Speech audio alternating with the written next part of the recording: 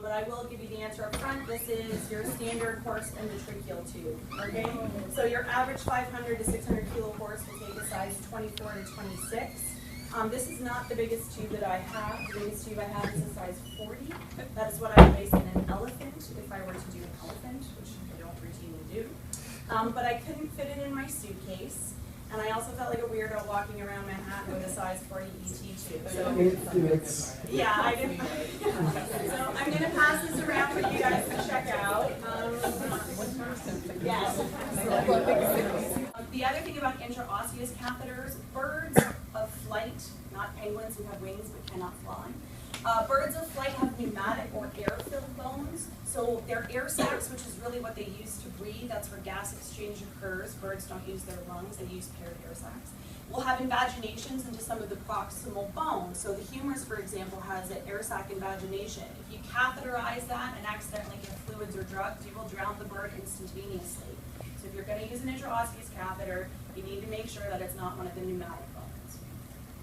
This is a baby sloth named Melvin who came in for polygraphs. You don't really need to sedate a sloth, but you do need to provide it something to hold on to. So he will lie still as long as he has something to cuddle.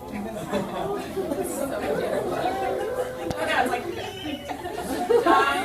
this is a sugar glider. It's essentially a small flying rodent. It is evil incarnate. It may be this big, but it bites and it escapes, and it has a disproportionately loud scream. So he was actually being castrated, this little guy. I had to give an IM injection to sedate him, and then there was a mask induction. As you can see here, the pulse ox is the size of his whole hand, okay? And he has a little Doppler again in his axillary artery, so I can listen to his heart rate. His heart rate is over 300 beats a minute, so counting can be very challenging, but essentially if you start to hear it dropping precipitously, you have an issue.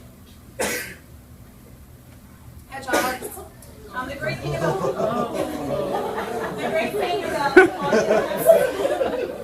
pocket pets, the small guys, you can actually just pop them right in the face mask. And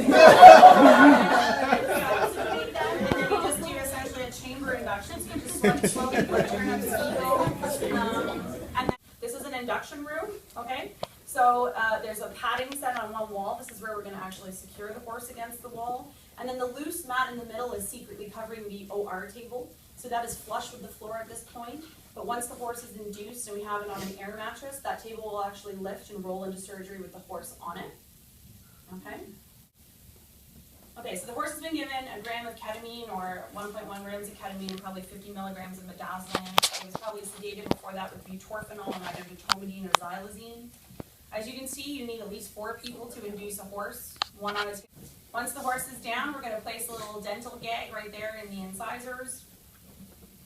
And then it's a blind intubation in a horse. Okay, we don't directly visualize. It's quite easy to do. 2 points of resistance are the base of the tongue or flipping the soft palate free from the epiglottis. Second point of resistance is when you actually pass through the arytenoids, okay? Anytime you hit resistance, you pull the tube back, rotate it 90 degrees, and try to slide it again. The twisting motion as you blindly pass it usually is what allows things to either open or flip so that you can then insert the tube. Tube is then secured to the horse's face, breathing circuit is connected, and ventilation begins. And then a similar thing would happen in a calf. So I have a little video here of a calf induction. A calf is a small cow, by the way. Grown cows are way bigger than this. So this is it being winched. Usually the anesthesia resident is the person who's going to be protecting the endotracheal tube, the airway, and making sure that it's connected so we don't have excess waste anesthetic gas exposure, because when your flow rate is 6 liters per minute, it really blasts the ISO in your